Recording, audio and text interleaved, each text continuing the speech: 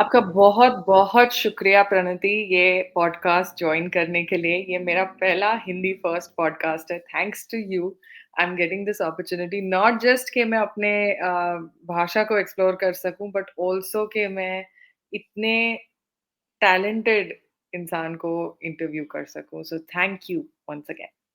शुक्रिया। Thank you ma'am, thanks to you. बहुत बढ़िया। प्रणति, पहला क्वेश्चन जो मैं पूछती हूँ ये पॉडकास्ट पे, मैं पूछती हूँ कि आप अपने सफ़र के बारे में बताइए कि आपने अभी तक का जो सफ़र है वो कैसे आप आगे बढ़ी हैं और क्या-क्या गया है वो सफ़र पूरा करने में? और आगे चल के भी वो जो सफ़र चल रहा है उसमें आपको क्या खुशी देता है? खुशी मैम ये है कि जब तक जिम्नास्टिक है तब तक करूँगी। जिम्नास्टिक ही मेरी खुशी है, सब कुछ जिम्नास्टिक से ही मुझे मिला है। और जब मैं स्टार्ट किया था घर से, मैं वेस्ट बंगाल की एक बहुत छोटी-सी गाँव से हूँ, जहाँ पे स्पोर्ट्स का मीनिंग किसी को पता ही नहीं। अब तो लोग बहुत कुछ जान चुके हैं, लेकिन जब मैं 2002-3 के बात कर, लोगों को पता ही नहीं थे कि जिम्नास्टिक्स बोल के भी कुछ है। हुँ, तो मैंने वहाँ से स्टार्ट किया था अपना जर्नी। और हमारे वहाँ पे मल्टी जिम वगैरह कुछ भी नहीं था, तो लगा था कि हम योगासन कर रहे हैं। तो वैसे स्टार्ट किया मैंने थोड़ा-थोड़ा करके। और हमारे जो गाँव के जो मतलब सर थे, फर्स्ट टीचर मेरा सुभाषिस चक्रवर्ती सर, हम मास्टर मशाई बोलते हैं उनको। तो उन्होंने हमें स्टार्ट कराया उस time, front turn, back turn, cartwheel, ये हुँ, सब उन्होंने मुझे स्टार्ट कराया। उसके बाद लगा कि नहीं, इसको तो अभी अच्छी कर रही है, डिस्ट्रिक्ट चैंपियन भी हुई है, तो इसको कहीं और अच्छा जगह पे फैसिलिटीज़ मिलना चाहिए, क्योंकि गाँव में रहेगी तो कुछ नहीं होगा। हुँ, तो हम कलकत्ता गए। तो कलकत्ता में पहले दिन जाते ही वहाँ से मैं रिजेक्ट हो गई कि नहीं, ये जिम्नास्ट नहीं बन पाएगी, इसका बॉडी बहुत पतला है हुँ, और इतना दूर से कैसे आएगी। तो मेरे पापा उस टाइम, हम दोनों बहुत उदास होके हम गेट के बाहर जा रहे थे। तो हुँ, वहाँ पे एक अंकल थे जो हमारे जो कलकत्ता जिम्नास्टिक में साफ-सफाई करते थे अंकल। उन्होंने हुँ, बोला कि ऑफ़िस में जाइए और सुष्मिता जोशी बोल के एक मैडम है, उनसे बात कीजिए। तो उन्होंने अपना फ्रेंड्स मैडम मीनारा बेगम, उनके पास मेरा एडमिट कराया रिक्वेस्ट करके कि बच्ची इतना दूर से आई है, 5-6 हुँ, घंटे दूर से आई है और अच्छा करती है, बोल रहे उसके पापा का बहुत मन है कि 3 बेटियाँ हैं। अगर एक बेटी स्पोर्ट्स में करे, कुछ करे तो उनका लाइफ चेंज हो सकता है। बहुत हुँ, मन है, मन लेके पापा आए हैं। तो मैम ने बोला ठीक है। तो वो मीनारा मैडम के पास मैंने 2003 से जिम्नास्टिक करने लगी। और उसके बाद मेरा स्टार्टिंग में मुझे तो हॉस्टल नहीं मिला था तब। जस्ट हुँ, साई में ट्रेनिंग करने का परमिशन मिला था। हुँ, तो मेरा घर कलकत्ता से 5 घंटा दूर था, तो पॉसिबल नहीं था कि एक दिन जाके फिर वापस आके फिर नेक्स्ट डे मॉर्निंग जाके ट्रेनिंग करूँ। तो हुँ, हमें उधर किराए में रहना पड़ रहा था हुँ, स्टार्टिंग में। तो हुँ, 6 मंथ में पापा 1 वीक, मम्मी 1 वीक, कभी पापा 1 वीक, मम्मी 1 वीक, ऐसे हाँ, करके हम लोगों ने 1 ईयर ऐसे हम लोगों ने ट्रेनिंग स्टार्ट किया। तो 1 ईयर हुँ, में काफ़ी मेरा इम्प्रूव हो गया था। लेकिन मेरे हुँ, पेरेंट्स के पास उतना हम लोगों के पास फाइनेंशियल इतना प्रॉब्लम था कि और नहीं हो रहा था, खाना-पीना, डाइट उस टाइम। और मेरे पापा उस टाइम बस चलाते थे, तो बहुत मुश्किल हो रहा था। मेरे अलावा भी मेरे एक बड़ी बहन थी और छोटी बहन उस टाइम। तो हम लोग पापा-मम्मी ने सोचा कि हमसे और नहीं होगा, हम इसको घर वापस लेके जाएँगे। ऐसा रहे कि कलकत्ता की जगह पे ऐसा रहे कि किराए में बाहर से खरीद के खाना-पीना और नहीं हो रहा है। हुँ, तो जितना भी हम लोगों ने किया था वो भी हेल्प किसी हमारा एक सर थे, राधानाथ सेठ, हम स्कूल टीचर थे, उनके सपोर्ट से ही हम लोगों ने 1 साल बाहर खाए, रुके, सब कुछ किया, पर और आगे नहीं हो रहा था। तो तब मेरे कोच ने बोला नहीं ठीक है, हम देखते हैं हॉस्टल पे इसको रख देंगे। 5-6 महीने के बाद स्टेट है, नेशनल के लिए अगर ये सिलेक्ट हो जाती है तो हम इसको हॉस्टल पे रख देंगे। तो हुँ, पापा-मम्मी ने बोला ठीक है। तो पापा-मम्मी को ऐसा बोल के हॉस्टल पे मुझे रख दिया। और मेरा खाने का जो भी पेमेंट था मेरे कोच देते थे, मैडम मीनारा बेगम। तो उसके बाद हॉस्टल पे होने के बाद मेरा ट्रेनिंग स्टार्ट हो गया और मैं नेशनल पे सिलेक्ट हो गई एंड फर्स्ट नेशनल 2004 चंडीगढ़ पे मैंने मैंने पहला गोल्ड लिया था और वहाँ से मेरा जर्नी स्टार्ट हुआ नेशनल। उसके बाद हर एक नेशनल हर साल में 2-3 होता था, स्कूल नेशनल, नेशनल। तो हर कॉम्पिटिशन जितना बढ़ता गया और मेरा gold, silver day by day उसका बढ़ता रहा कि एक कॉम्पिटिशन पे 3 गोल्ड, फिर 4 गोल्ड, फिर मैं चैंपियन बनी। तो सब जूनियर, जूनियर से मैं सीनियर तक आ गई 2014 में और सब जूनियर पे मैंने एक इंटरनेशनल खेला रशिया पे एंड जूनियर पे एक इंटरनेशनल खेला और मेरा भी कॉन्फिडेंस और एनर्जी लेवल ऐसा लग रहा कि हाँ मैं भी अच्छा प्लेयर बन सकती हूँ, मुझे भी करना है। फिर इंडिया कैंप में पहुंच गई दिल्ली में और तब मैंने दीपा कर्माकर के बारे में तो बहुत सुना था, आशीष कुमार के बारे में बहुत सुना था जो हमारे जिम्नास्टिक के उन्होंने हिस्ट्री बनाया है, इतना कुछ किया है। तो तब दीदी ने कॉमनवेल्थ गेम्स में मेडल नहीं जीता था तो 2013 में हम इंडिया कैंप में जाके अच्छा ट्रेनिंग मिला, अच्छा फैसिलिटीज मिला जो जो उस टाइम कलकत्ता में इतना अवेलेबल नहीं था। तो कैंप पे जाते ही परफॉर्मेंस और अच्छा हो गया था तो इंडिया कैंप में। तो फिर हम 2014 कॉमनवेल्थ गेम्स में गई। दीपा कर्माकर दीदी को उस वहाँ पे पहली बार कॉमनवेल्थ गेम्स में ब्रॉन्ज मेडल जीता था और वो उनको जीतते हुए स्कॉटलैंड में हुआ था तो उनको जीतते हुए देख के और मतलब मुझे तो बहुत मोटिवेशन हुआ कि हम भी मेडल जीत सकते हैं, हम भी कर सकते हैं। अगर दीदी कर रहे हैं आंखों के सामने, हम साथ में ट्रेनिंग किए कैंप में, अगर दीदी मेडल ले रहे हैं तो हम भी ले सकते हैं। तो उसके बाद मैंने वॉल्ट को पकड़ा। तो फिर मैं वॉल्ट पे फोकस किया। फिर ट्रेनिंग वैसे ही चलता रहा इधर पेरेंट्स के साथ साल में 2 बार तो मिल लेती थी, हफ्ते एक हफ्ता करके। तो उसके बाद ऐसे ही मेरा जर्नी कंटिन्यू चल रहा है मैम, अभी भी कर रही हूँ। और 2019 पे जैसा मैंने बोला 14 पे दीदी ने मेडल जीता था, 19 से मैंने मेडल जीतना स्टार्ट किया। 14 से 15, 16, 17, 18, 19 5 साल पे मैंने पूरा फोकस अपने वॉल्टिंग पे ही दिया कि अगर इंडिया से हम मेडल ला सकते हैं तो वो वॉल्ट ही है। तो 2019 के बाद काफ़ी चेंजेस आया। उससे पहले मुझे रेलवे जॉब मिला, फाइनेंशियल प्रॉब्लम भी बहुत सॉल्व हुआ, पेरेंट्स को हेल्प कर पाई और अच्छा ज़िंदगी पहले से बेटर चलने लगे कि हाँ पापा का एज हो रहा था तो पापा को बोला कि आपको अभी कार चलाने की ज़रूरत नहीं है, बस चलाने की ज़रूरत नहीं है। अभी जितना भी मैं रेलवे से मुझे मिल रहा है, मेरे खाने पीने का डाइट भी वो भी मैं कर पा रही हूँ और घर में भी पापा मम्मी भी खुश थे। तो ऐसे ही मैं कंटिन्यू ट्रेनिंग कर रही थी उस टाइम और अभी मैं फ़िलहाल भुवनेश्वर में हूँ। फिर मेरा ओलंपिक का जर्नी स्टार्ट हुआ, वो भी मैं कोविड के टाइम पे पूरा कोविड था तो मुझे पता नहीं था कि मैं ओलंपिक जाने वाली हूँ।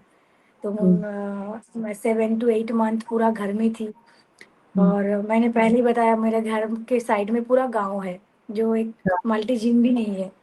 तो उस टाइम मेरा बॉडी पूरा गेन हो गया था, मतलब 4-5 केजी बढ़ गया था। फिटनेस तो कर रही थी। पापा ने काफ़ी सपोर्ट किया, घर में ही उन्होंने मेरा लकड़ी वकड़ी लगा के कि मैं वहाँ पे कुछ कंडीशनिंग कर पाऊँ। तो सडनली खबर मिला कि बस 2 महीना ही है और मुझे टोक्यो ओलंपिक में जाना है, मुझे उसका टिकट मिल गया था। तो 2 महीने के अंदर कैंप लग गया कलकत्ता में और पता ही नहीं चला कैसे 2 महीना ऐसा लग रहा था कि बहुत कम टाइम है मेरे लिए। वैक्सीन इंजेक्शन वगैरह वो सारा लेते-लेते मुझे फ़ीवर आने लगा, तो ट्रेनिंग बहुत ही कम मिला मुझे। लेकिन सबका उम्मीद था कि ओलंपिक के जैसे इतना बड़ा प्लेटफ़ॉर्म पे जा रहे हैं तो मेडल तो लेके आना है। तो मैं उस टाइम इतना मेरे अंदर वो नहीं था कि मैं मेडल जीत पाऊँ। मुझे बस यही था कि बस मैंने 2 महीना ट्रेनिंग पे जितना मैं कर पाई हूँ, उसके उसके अंदर मुझे 2 बार कोविड भी हो गया था। तो हाँ, कोविड हो गया था और मुझे खाँसी भी बहुत हो रहा था। उस टाइम खाँसना मेरे लिए बहुत डिफ़िकल्ट हो गया था। तो मैं जब भी वैसा खाँसती थी मेरे कोच बोलते थे धीरे-धीरे खाँस, धीरे-धीरे कर, कोई देख लेगा तो तेरे को तू और खेल नहीं पाएगी। मतलब जापान में जब ऐसा हुआ था। हाँ, तो अच्छा एक्सपीरियंस था कि हाँ, मेरे जो कोच हैं उन्होंने मुझे बचपन से बोला था ओलंपिक खेलना है तुझे। तो वो मेरे लिए बहुत बड़ा ड्रीम था कि हाँ, मैं ओलंपिक खेलना था। तो ओलंपिक में मेरा अच्छा गया सब कुछ, लेकिन मेंटली बहुत डाउन हो गई, बहुत मीडिया, बहुत कुछ सबको लगा था कि मैं मेडल जीत पाऊँगी पर मैं फाइनल तक भी नहीं पहुँची। हुँ, लेकिन मैं सैटिस्फाइड थी कि मुझे जितना कम टाइम मिला, मैंने अपना बेस्ट किया। इससे ज़्यादा तो मैं कर नहीं सकती, मुझे इंजरी हो सकता था या फिर कुछ और। हुँ। तो मैंने अपना कंप्लीट किया, उसके बाद फिर इंजरी वगैरह चला, फिर कोच चेंज हो गया, कोच का ट्रांसफ़र हुआ। फाइनली जब मैं भुवनेश्वर में आई 2023 में और उसके बाद काफ़ी लाइफ़ चेंज हुआ। मुझे सपोर्ट मिला वेल्सपन का, जो एक एलीट जिम्नास्ट को चाहिए होता था उनके लिए। एंड भुवनेश्वर में काफ़ी फैसिलिटीज़ अच्छा है। भुवनेश्वर में आने के बाद ऐसा लग रहा था कि सारे भगवान जी का और मेरा पेरेंट्स का ही ब्लेसिंग है, जो मैं बचपन से मेहनत करती हूँ, पापा-मम्मी से दूर रहती हूँ 7 साल का। तो वही है जो भगवान मेरे को रास्ता दिखाते हैं। अगर कहीं गलत जगह, गलत दिशा पे भी चली जाती हूँ, तो भगवान कहीं न कहीं आके मुझे जो सीधा मतलब जो सही है मेरे लिए वहाँ पे खड़े कर देते हैं। मेरा काम है सिर्फ़ कि मैं मेहनत करूँ, आगे रास्ता दिख जाएगा। तो वही है, मुझे छोड़ना नहीं था। बहुत सबने बोला था शादी कर ले, मेरे पेरेंट्स ने मुझे बहुत सपोर्ट किया। उन्होंने मुझे बोला, अभी भी बोलते हैं, तुझे जब तक खेलना है तू खेल, हम तेरे साथ हैं तुझे सपोर्ट करने के लिए। जब आपने स्टार्ट किया गाँव में, तो आपने मेंशन किया कि काफ़ी चीज़ें आपको देखनी पड़ी, जैसे कि पता नहीं मतलब जैसे कि लोग भी बहुत कुछ बोलते हैं, राइट? मेरे को बताइए ये सब को परे करके आगे बढ़ना, ये आपने कैसे किया है? वो इतने सालों में ये सबको एक तरफ रख के अ, अपने गोल पे आँखें स्थिर रखना, वो कैसे आपने अचीव किया है? और आप आज की जनता को क्या बोलेंगे कि कैसे वो अपने आप को इन सब से ना अफ़ेक्ट होके आगे बढ़ें, आपकी जर्नी के थ्रू? मैम अगर कोई उस पोडियम में इंटरनेशनल लेवल में अगर खुद को फ़ील करता है ना कि अगर सामने वाला मेडल जीत रहा है, अगर कोई सोचे कि मुझे भी जीतना है, हुँ, तो बहुत ईज़ी होता है। मैंने जब 2014 पे देखा था मेडल जीतते हुए दीपा कर्माकर दीदी को, तो उसी टाइम मैंने ठान लिया था कि मुझे भी ऐसा जीतना है, मुझे भी मेडल चाहिए। तो वही है मैम। घर तो घर है, फैमिली है, लेकिन घर भी जाती हूँ तो पूरा डाइट में रहती हूँ, क्योंकि मेरा हाइट शॉर्ट है, तो अगर थोड़ा-सा भी फ़ास्ट फूड या फिर बाहर का कुछ भी खा लेती हूँ, तो बॉडी में बहुत लग जाता है। फटाक से बॉडी वेट भी बढ़ जाता है 1 केजी। तो वो हुँ, मुझे बहुत मेंटेन करना पड़ता है, मैं बाहर का चीज़ तो खाती ही नहीं हूँ। हुँ, मतलब ऐसा भी होता है बाहर जाते हैं, मेरा अभी जो सिचुएशन है मेरा डाइट ही मेन है, अगर मैं डाइट को इधर-उधर करती हूँ, तो मुझे ट्रेनिंग पे बहुत इफ़ेक्ट होता है। तो मेरा ट्रेनिंग के साथ-साथ मेन ये है कि मैं अपने डाइट पे पूरा फ़ोकस करती हूँ और इंजरी तो काफ़ी है, लेकिन उसको मैनेज करके ही चल रही हूँ, रिहैब और वो करके कि नहीं जो भी कॉम्पिटिशन है उसमें खेलना है, पार्टिसिपेट करना है और मेडल जीतना है। और पेरेंट्स का सपोर्ट इतना मिलता है और मुझे भी बहुत इंटरेस्ट है, जब तक करूँगी, मैं कुछ अच्छा करके ही छोड़ना चाहती हूँ जिम्नास्टिक ऐसे। ऐसे नहीं छोड़ सकती मैं, कुछ अच्छा करके छोड़ना चाहती हूँ। और आप अपना सबसे ऐसा एक पल कौन-सा बोलेंगे जिसमें आपको बहुत गर्व फ़ील हुआ है? बहुत गर्व महसूस हुआ हो है अपनी जर्नी से?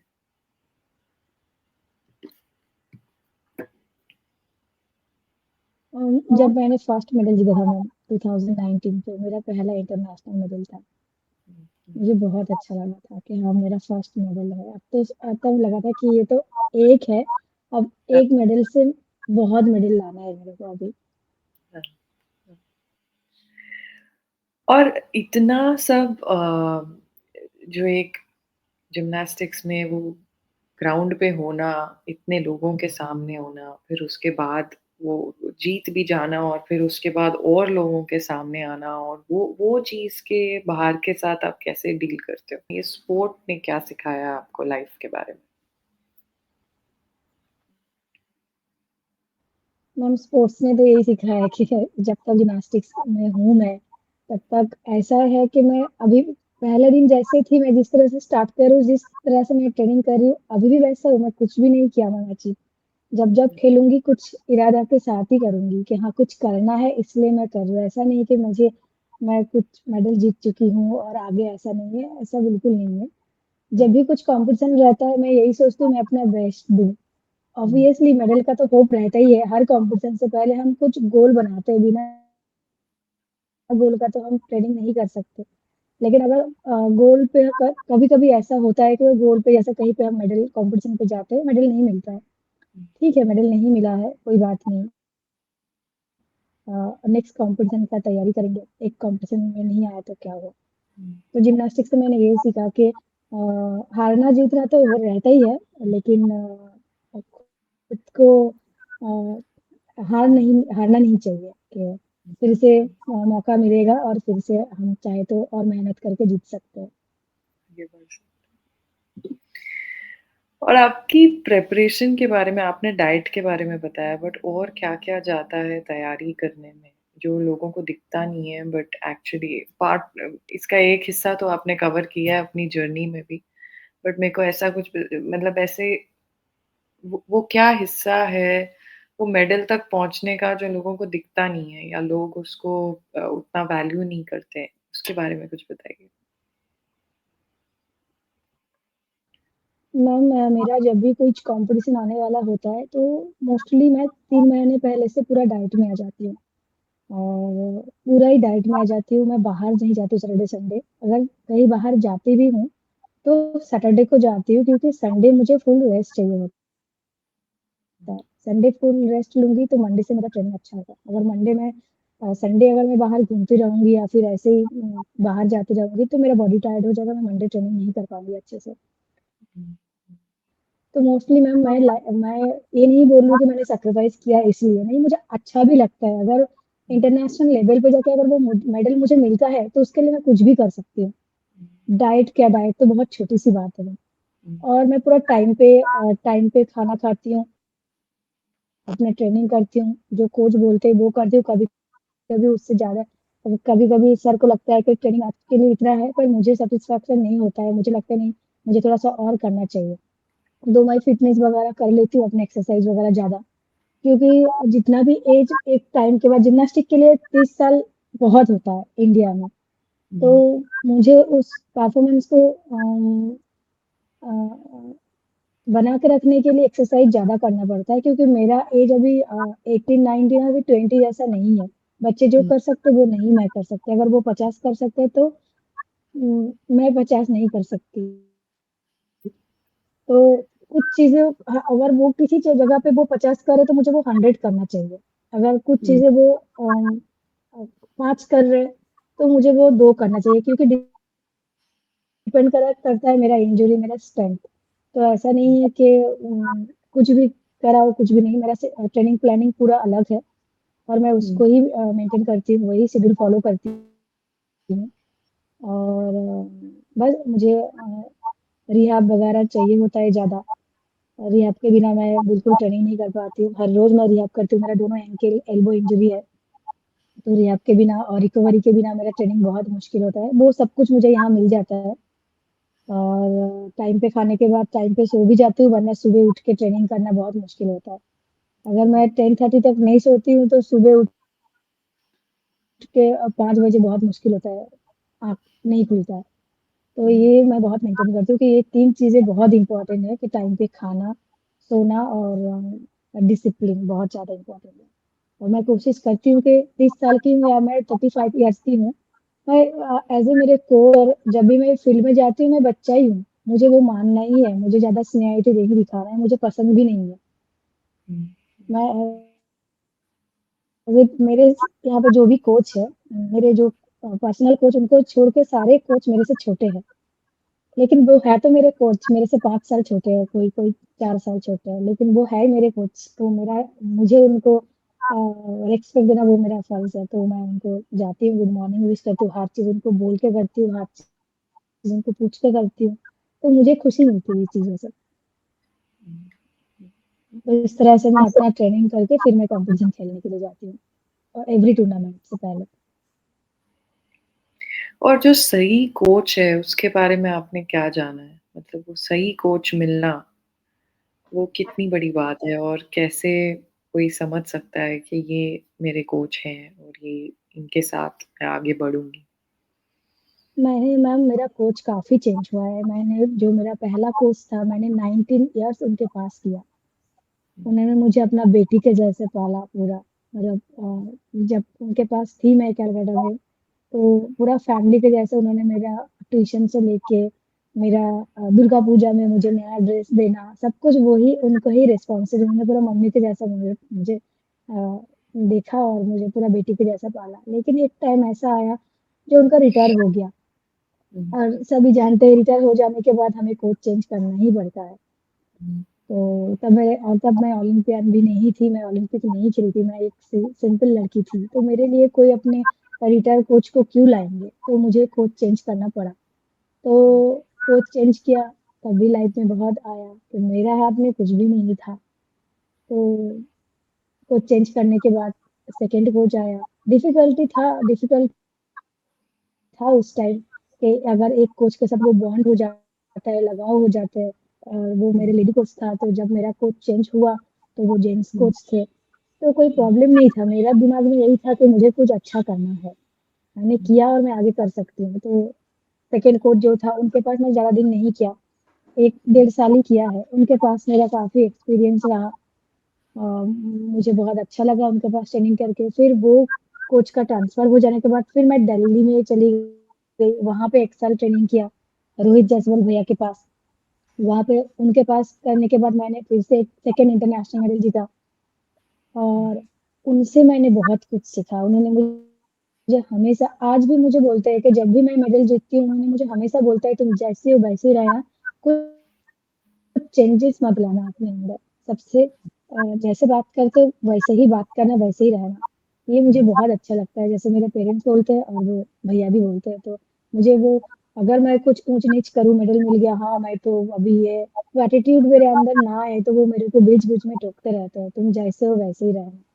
तो मैं ये दिमाग में हमेशा रहती हूँ, हाँ, मेडल मिला है, मैंने मेहनत किया है, मिला है, लेकिन कुछ चेंजेस नहीं आना चाहिए। हुँ, क्योंकि जो फ्यूचर जिम्नास्ट है, वो मेरे को देख के ही सीखेंगे, मेरे को मेरे को फ़ॉलो करेंगे। तो मैं अगर ठीक रहूँगी, तो बच्चे भी ठीक रहेंगे। तो थर्ड कोच तो गए, फिर अभी भुवनेश्वर आने के बाद मैं अशोक मिश्रा सर के पास करती हूँ, वो इंडिया के काफ़ी इंटरनेशनल के हेड कोच रह चुके हैं। हुँ, और काफ़ी इंटरनेशनल के साथ उनके जुड़े हुए हैं, काफ़ी इंटरनेशनल रिप्रेज़ेंट किए हैं सर एज़ अ कोच। तो अभी मैं उनके पास कर रही हूँ। 3 साल हो गया है और सर के साथ मेरा बॉन्ड काफ़ी अच्छा है, कभी वो मुझे फ़ोर्स नहीं करते हैं। बोलना नहीं पड़ता है सर को तू ये कर, उन्होंने मुझे जितना लोड देते हैं मैं लेती हूँ और कभी अगर मैं लोड नहीं ले पाती हूँ, मैं उनको बताती हूँ तो वो सुनते हैं। मुझे जो मतलब फ़ोर्सफुल ऐसा नहीं है कि तुझे करना ही पड़ेगा। वो मुझे आके पूछते हैं, "बॉडी ठीक है? कितना कर सकती है?" अगर कहीं पे पेन हो रहा है बोलती हूँ तो बोलते हैं ठीक है फिर रेस्ट कर या फिर रिहैब कर जो जैसा तुझे ठीक लगे। तो एज़ अ पापा के जैसे वो मुझे गाइड करते हैं, तो वो मुझे बहुत अच्छा लगता है। कभी-कभार मेरी पेरेंट्स से बात कर लेते हैं, बोलते हैं कि आप लोग इसके शादी के बारे में मत सोचो, अभी इसको करने दो वो कर रही है, हम लोग भी लड़के ढूँढेंगे। तो ऐसे करके पेरेंट्स को भी कभी-कभार 2-3 शब्द बोल देते हैं तो उनको भी अच्छा लगता है। और एक कॉम्पिटिशन होता है ना, एक काफ़ी ज़्यादा कॉम्पिटिशन जब डील करना होता है उसके साथ कॉम्पिटिशन के बारे में क्या ख़्याल है आपका? कॉम्पिटिशन के आगे बढ़ना। लास्ट कुछ कॉम्पिटिशन पे देख रही हूँ मैं अ, का काफ़ी कॉम्पिटिटर को मेरा फ्रेंड्स भी है, मैं जानती हूँ, लेकिन हम बाहर बात नहीं करते थे। पहले जब हम करते थे तो ऐसा इंडिया को कोई भाव नहीं देते थे। जिम्नास्टिक इंडियन जिम्नास्ट को ऐसा लगता था इंडिया से आई है। हुँ, लेकिन दीदी ने जब हिस्ट्री बनाया सर जिम्नास्टिक को ऐसा लगा इंडिया से भी अभी 1-2 अच्छा लड़की आ रहे हैं वॉल्टर, वो लोग जो फाइट कर सकते हैं हमारे साथ। तो मेरा कॉम्पिटिशन माइंड ये है कि मैं पहले दिन कोशिश करती हूँ कि क्वालीफाइड करूँ। मेरा टारगेट ये रहता है मैं अपना बेस्ट करके क्वालिफाइड करूँ, क्वालिफाइड करने के बाद फिर हमें और एक चांस मिलेगा मेडल जीतने के लिए। हुँ, तो उस टाइम मेंटली खुद प्रिपेयर हो ही जाती हूँ कि हाँ, जब आप 7, 8, 9, 10 कॉम्पिटिशन पे क्वालिफाइड कर जाओगे बेस्ट 8 के बाद 8 में, तो आपको ऑटोमेटिकली वो फ़ील आ जाएगा कि मुझे क्या करना चाहिए। उस टाइम हम ज़्यादा कुछ कर नहीं सकते, हमारा जो थिंकिंग है वो पॉज़िटिव ही रहना चाहिए, किसी भी तरह से नेगेटिव नहीं होना चाहिए। अगर हम खराब भी करते हैं तो यही होना चाहिए कि ठीक है, हो गया आज खराब, नेक्स्ट हमें इससे अच्छा करना है, लैंड अच्छे से करना है, इससे अच्छे मार्क्स लेना है। तो मेरा कॉम्पिटिशन पे ही रहता है, मैं बिल्कुल डाउन नहीं होती हूँ, मेंटली मैं बहुत स्ट्रॉन्ग रहती हूँ और मैं तब भी और स्ट्रॉन्ग रहती हूँ जब मेरे कोच मेरे साथ होते हैं तो। हुँ। तो बाकी और जो आज की युवा पीढ़ी है और जो आगे बढ़ के अभी आगे और तरक्की करने वाले हैं, उनको तरक्की के बारे में आप क्या बताओगे? क्या बताना चाहोगे आपके एक्सपीरियंस के थ्रू, जो आपने जाना है और जो या कुछ सलाह है जो आप उनके साथ शेयर कर सकते हो, बाँट सकते हो जिम्नास्टिक्स में आगे बढ़ने के लिए? मैं तो यही बोलूँगी अगर अभी मेडल जीतना है अच्छे सबको चाहिए मेडल इंटरनेशनल खेलना, ओलंपिक खेलना। अगर खेलना है तो डिसिप्लिन बहुत मेंटेन करना पड़ेगा। आपको टाइम पे तो सोना पड़ेगा ही पड़ेगा। आजकल रील वगैरह सब कुछ देखते हैं, लेकिन अगर फ़ोन पे ऐसा हाथ में या फ़ोन आ जाता है तो रील चलता ही रहता है, टाइम का पता नहीं चलता। ठीक है, तो मैं अपने आप को सैटरडे को टाइम देती हूँ कि हाँ, मैं भी थोड़ा-सा फ़ोन चलाऊँ। मुझे भी मन होता है देखने के लिए, लेकिन मैं टाइम पे ही सो जाती हूँ। 10:30 टू 11 ओ क्लॉक मैं सो जाती हूँ। नींद नहीं आता है मुझे, लेकिन फिर भी आँख बंद करके मैं लेटी रहती हूँ। हुँ, तो मैं यही बोलूँगी हाँ, अभी तो हम बोल नहीं सकते कि बिल्कुल फ़ोन मत चलाओ।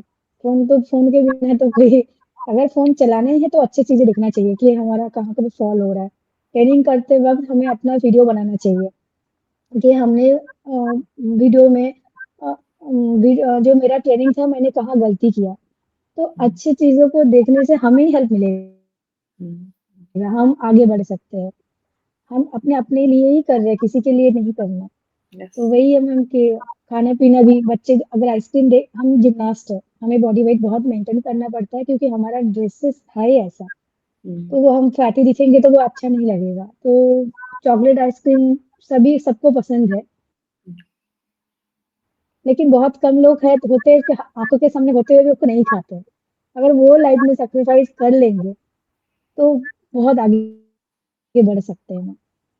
और कंडीशनिंग ट्रेनिंग ये बहुत ज़रूरी है, बहुत। और ईमानदारी तो है ही मैम, झूठ बोलेंगे, चीटिंग करेंगे तो वो मेरा ही लॉस है। अगर वो ईमानदारी से ट्रेनिंग करेंगे करना है और सपना देखना है तो ट्रेनिंग तो करना ही है ईमानदारी से और सब कुछ, कोई फाकीबाज़ी नहीं चलेगा। यस। आपका बहुत-बहुत शुक्रिया प्रणति। ये यस, शेयर करने के लिए मेरे साथ। आपने मेरे को बहुत इंस्पायर किया है एंड मैं रुकी हुई हूँ ये एपिसोड शेयर करने के लिए आगे ऑडियंस के साथ। Thank you so much once again. आपको अ, थैंक यू मैम, थैंक भगवान यू। और बहुत-बहुत तरक्की दे। Thank you. Thank you ma'am.